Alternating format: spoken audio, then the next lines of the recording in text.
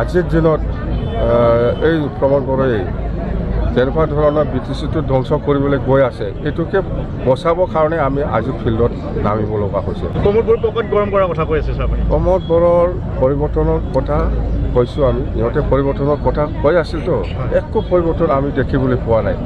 খালি প্ৰমোদ বড়োৰ পকেটটোহে পৰিৱৰ্তন হৈছে, বেলেগ একো হোৱা নাই। এই কথাটো মই কৈ আহিছোঁ, আগৰ দিনৰ পৰাই কৈ আহিছোঁ, বেলেগ একো হোৱা নাই, বেলেগ কোনো পৰিৱৰ্তন হোৱা নাই।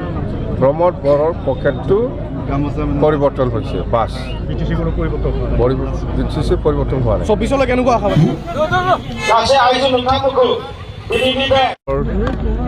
সেইটো দলৰ সিদ্ধান্ত মতে আমি ঘূৰি আছোঁ একেলগে।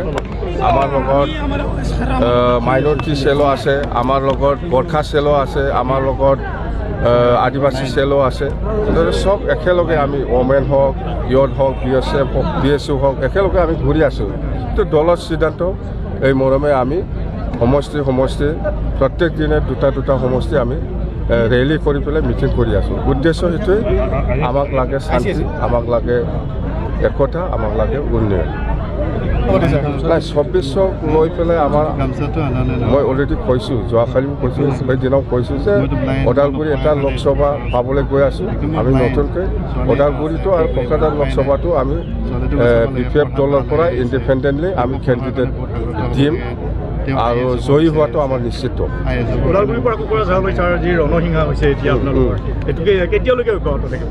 সেইটো শেষ নহ'ব আৰু মুঠতে আমি সেইটো ব্লক ৱাইজটো শেষ হোৱাৰ পিছত আকৌ আমি গাৰ্জেন মিট কৰিম।